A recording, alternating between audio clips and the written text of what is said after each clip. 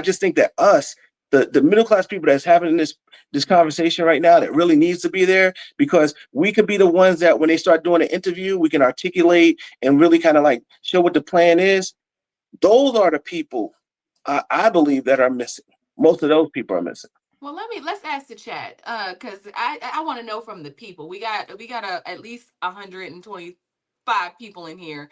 Do you agree that are you at work, y'all?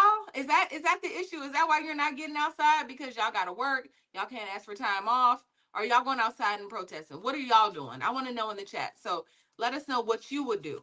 If we had to go outside and protest right now, what would you do? Would you have to go to work? I think Margie is spot on. See, this is the thing, y'all. Black people, we know that our power is not in being in the streets. Our power is not on the front lines marching. That's not where our power is. Our power is in our pockets and what we decide to do economically. Because you got to think about the Montgomery bus boycotts when that happened. Yes. It took over a year for them to be in bankruptcy and collapse, and we did everything we could in unison.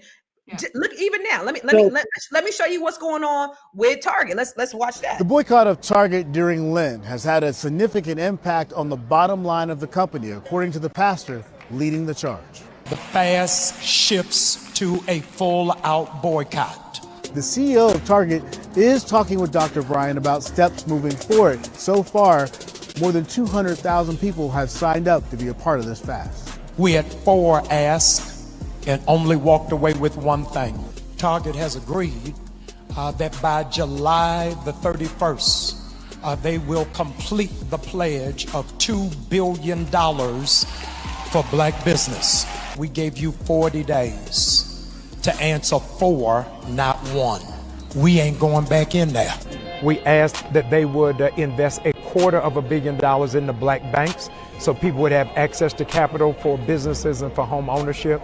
We asked the Target to invest in HBCUs and to give a re-examination of what DEI would look like in the future. You met with the CEO? Yes. What was that like? We're still meeting. I think it's a healthy start for where it is that we are. Do you think they hear you? Oh, they hear me. The cash register hears me. So no, they hear me. Power concedes nothing without a demand.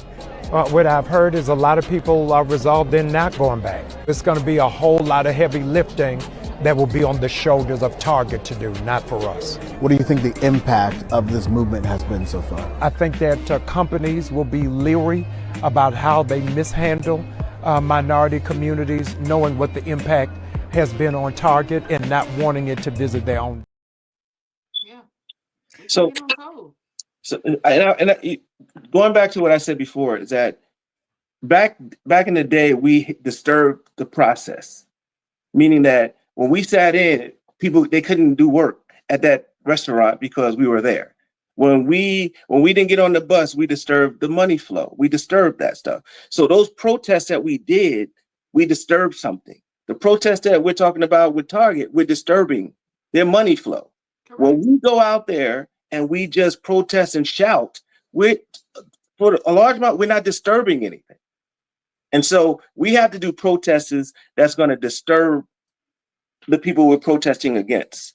And I think that once we, like you said, have a plan, and the plan is to whatever we do and how we protest, it disturbs the people that we're protesting against. They have to respond. If we go 1,000 people and we go out in front of the White House and we just talk and yell and everything like that, and it's not really disturbing anything, it's just, making traffic a little unbearable for a couple hours, there's no response to that after we leave. I think we're finally on code. I think visually,